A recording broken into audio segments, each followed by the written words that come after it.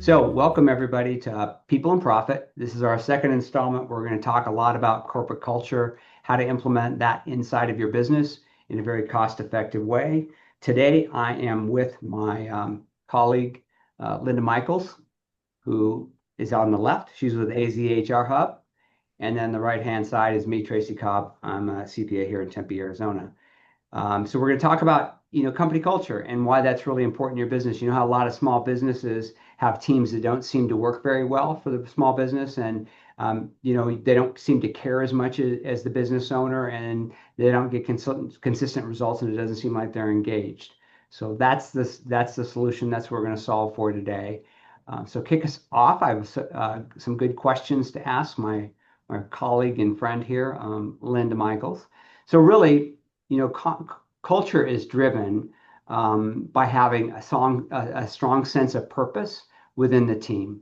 They have to feel like they're belonging to it, and they have a strong sense of purpose. And when employees really feel valued, they feel aligned with where the values are going, they're more engaged. They feel like they're more present to be with your customers and with their work that they're working on, that sort of thing. They're also less likely to leave.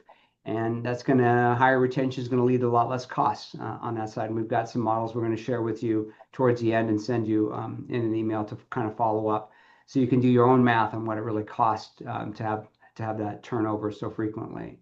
So it's going to increase productivity. It impacts how people work together, how respectful they are to one another, how well they get things done. Also, it attracts top talent when you've got a great environment and great culture. People see that. People that are being interviewed see that, and I think you see it on Glassdoor and some other places that some of your potential hires may be looking. But you're going to get top talent if you do that. Also leads to greater satisfaction for your customers. So if you have a happy team, they're answering the phone, they're engaging with their customers in a really happy sort of way, and they feel like they're being taken care of, just like they're being taken care of. And it also it helps to have some adaptability and innovation to see the firm more moving forward and having good culture. So if you're adopting fun stuff inside of your firm, it's keeping people happy. They're able to take risks because they're not going to get yelled at, for instance, for making mistakes, right? That can be a deal. And they're resilient. They're better equipped to handle change in the environment, in the marketplace. So in a nutshell, that's kind of what we're going to be talking about today. So how do we build that, Linda? How do we go about taking care of all those things? Customer satisfaction, we have collaboration, we got stuff happening within the firm that's innovative. Where do we start? So it basically starts with core values, defining core values. If you don't have core values, I highly recommend you put that in place. I'm currently working with a client that acquired another company. One company has core values, the other company doesn't, and then trying to blend the two cultures. And so we're doing a workshop for them to see how we could help blend their cultures. So I would start with identifying at least 3 to 5 core values on what the company believes, what are the aspirations, and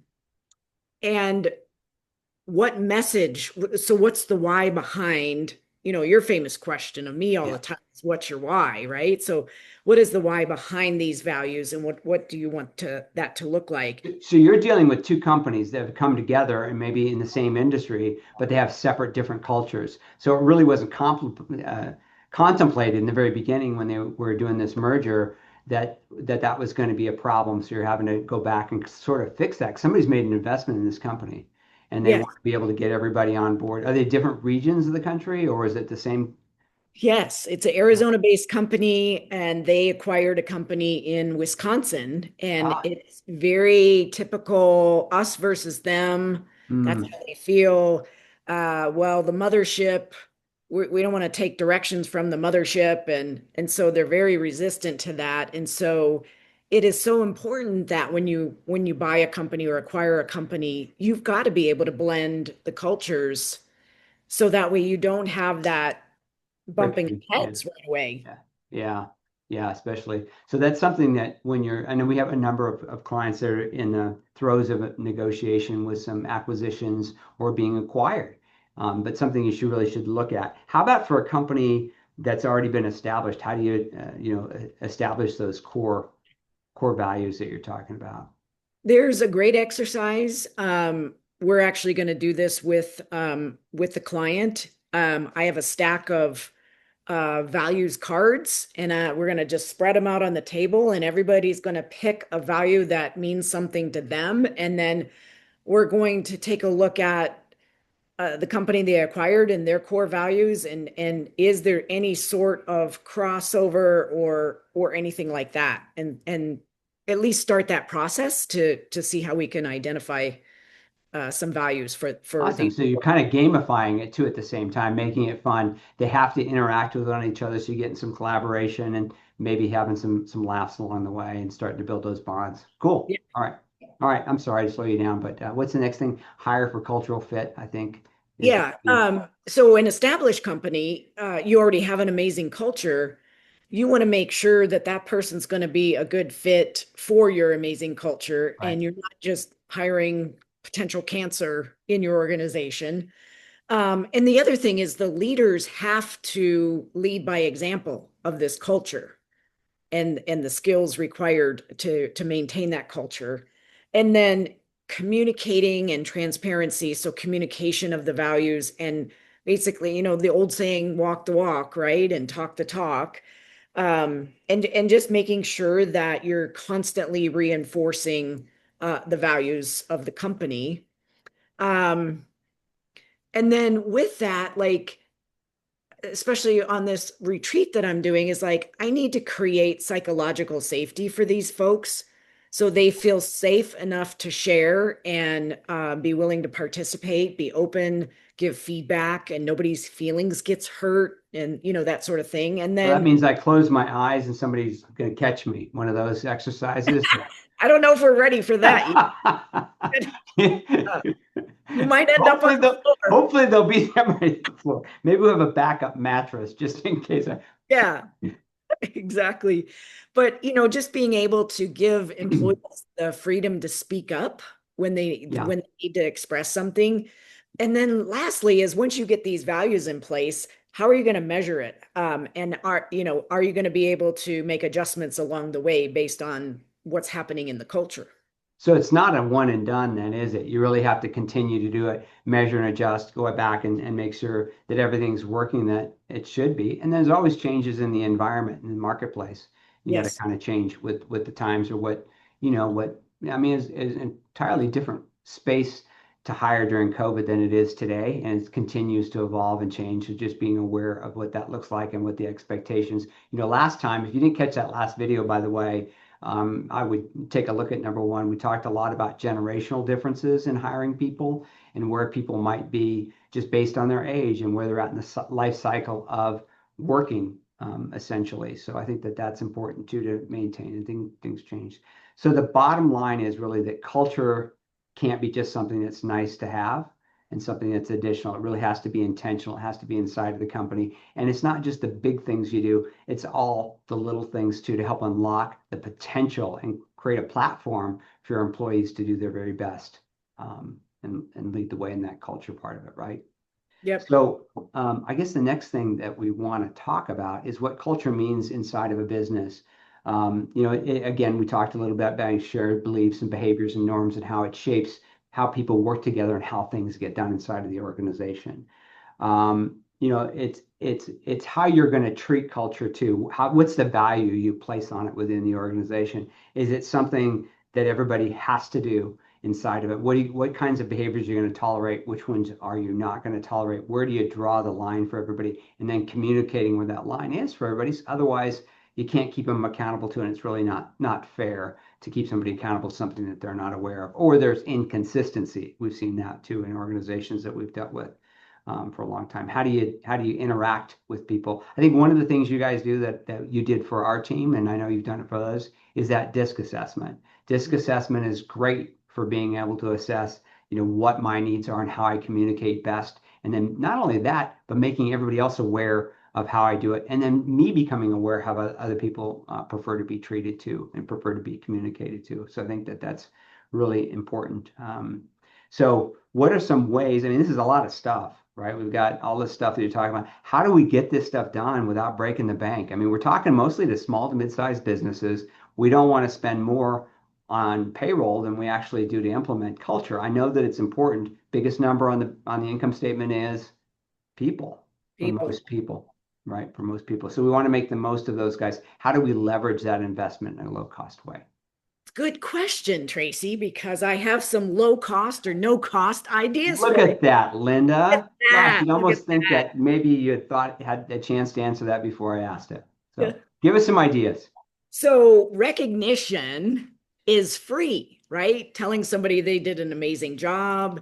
I actually just did that with one of my team today. We're in the process of doing invoices, and they really worked with a client for an extended period of time. And it's like great job in engaging the client, Yeah, and so all of that is free, right? yeah. Well, it Um, takes some of your time, right? But it's worth it. Yeah. I mean, the other thing you could do in team meetings is like we call it coworker call outs or shout outs. Yeah. Somebody did something amazing last week. We want to make sure that they get recognized for it. If you use any kind of, I'm going to stop you just for a second there. okay. So part of that culture really means that you've got to have those meetings.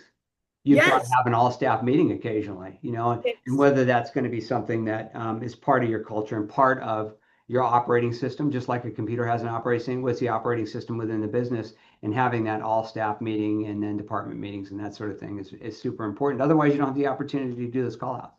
Yep. Yeah. We have Okay. one every Monday. Awesome. Every Monday we have a meeting. The other thing is we set up like a fun chat on Teams where everybody can just crack up and tell jokes, all clean though, right?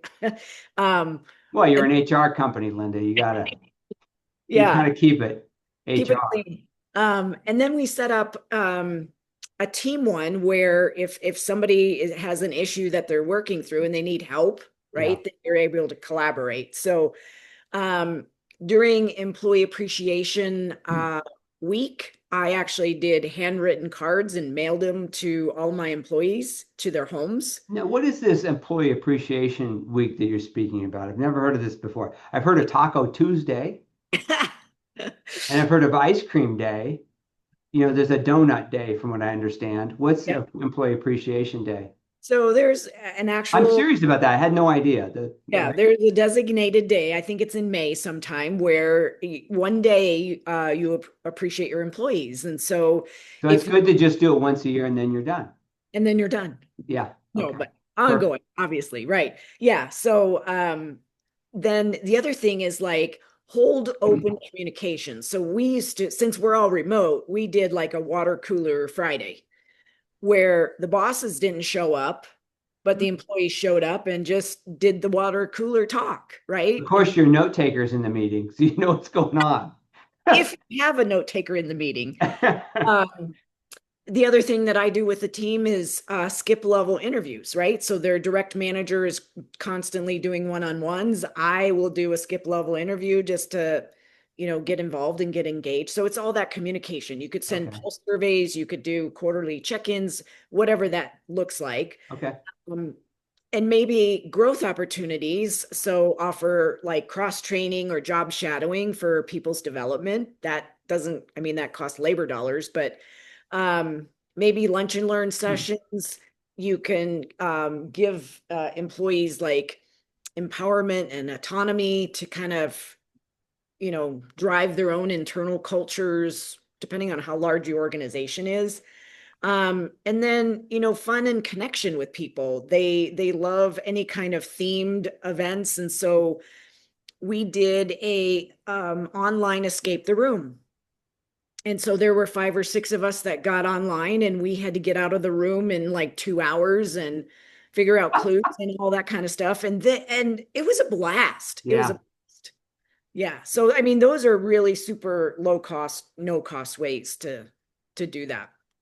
Cool. That sounds great. So it sounds like, bottom line here is we really want to make sure that we're putting culture we're thinking about it, we're elevating it, and that everyone really is involved and is responsible for the culture, not just the leader of the business, but everybody.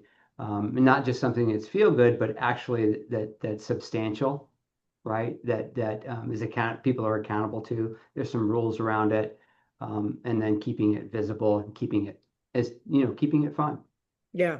Yeah, Yeah, I think it's definitely not HR's responsibility to drive culture. It's yeah, everybody's responsibility to drive culture. yeah. Okay, awesome. Okay, so I think that just about wraps it up for this time. We're going to talk and we're going to talk next time. Number three. What are we talking about next time, Lynn? Do you remember our third one? I think it has something to do with HR and people and profit. But I we'll think we'll so. send out we'll send out the email reminder for that one. In addition to that, we've got a couple of Linda calls them freebies, but a couple of pieces of content to share with you too that we'll email out to you. One of them is, what does it cost to recruit people and what's it cost to keep replacing people? So you can do that math on your own. It'll be a little online, a little calculator you can use. We've got things that are direct and some things that are indirect, like loss of tribal knowledge and those kinds of things that are interesting to consider. But we'll get that over to you too.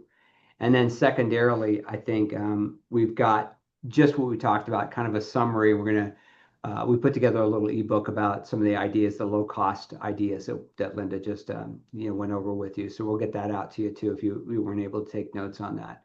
So we'll get that out to you in an email. I think that's it. Anything else, Linda? Closing words? Happy thoughts? Yeah, I think just having fun with the culture and really paying attention to the turnover piece and how much it's really costing your business. It does, and that's what you're really investing a smaller amount in culture to help alleviate that cost of turnover. So terrific. Well, everybody, thank you so much. I appreciate you logging in, and then we will be touching base again with that email that I just mentioned, and then sending over the email for the next one. Next slide, you'll have a QR code too. If you want to go ahead and log into, just check out our websites. That information will be on the next slide. Thanks a lot. Have a good rest of the week.